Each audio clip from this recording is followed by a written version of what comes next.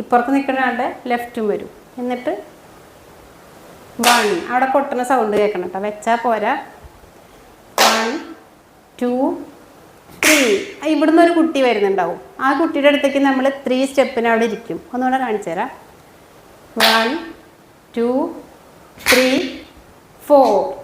വീണ്ടും 3 4 വന്നു. ഇനി 5 6 7 8. ഒരു പ്രാവശ്യം കൂടി കാണിച്ചു തരാം.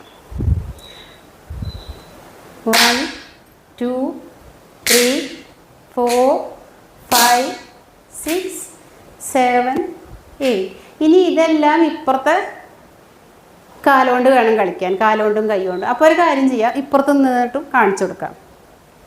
ഇങ്ങനെ എടുത്തിട്ട് 1 2 3 4 5 6 7 8.